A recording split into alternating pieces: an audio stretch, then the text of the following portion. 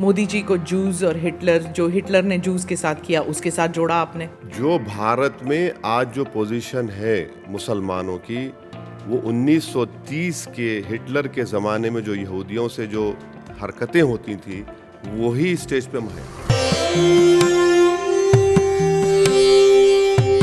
Muslims are headed for a genocide and that they are being put in a gas chamber. That's what Owaisi said in Smita Prakash's podcast as well.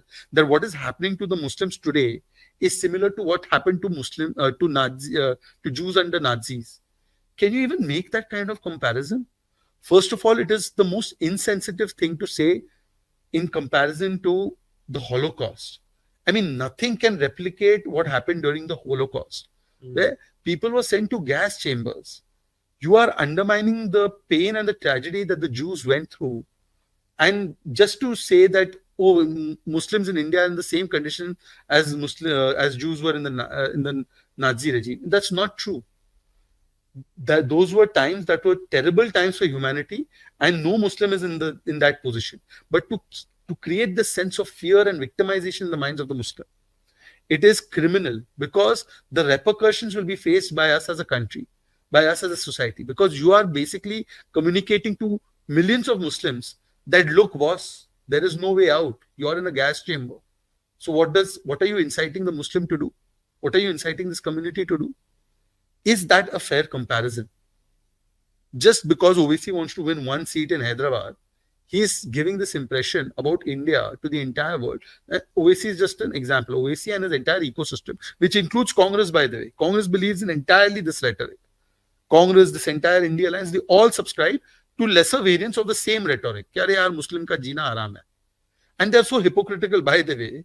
Inka koi logic to chalta nahi hai. What is the principal problem with the CAA law? That इसमें मुस्लिम included नहीं है, right? जैसे कि बाहर से हिंदू बुला रहे हो, बाहर से सिख बुला रहे हो, बाहर से जैन बुला रहे हो, बाहर से ईसाई बुला रहे हो, बाहर से मुस्लिम क्यों नहीं बुला रहे? भाई, अगर ये यहाँ पे मुसलमानों के लिए गैस चेंबर बना के रखा है मोदी ने, तो बाहर वाले मुसलमान को क्यों बुला रहे भाई? How do the two add up?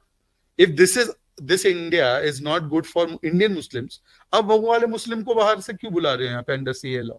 Why you advocating that we should also open up the provisions for Muslims in Afghanistan and Muslims in Pakistan?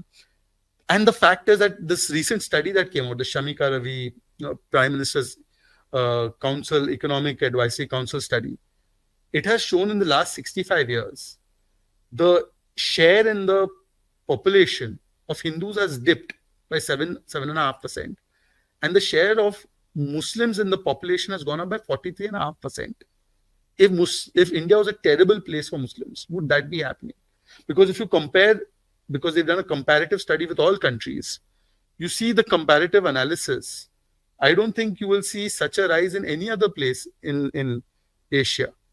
So how is India a terrible place, which is reeking of Islamophobia, yet Muslims and their population is growing, they're thriving here? It doesn't add up. It is just political rhetoric.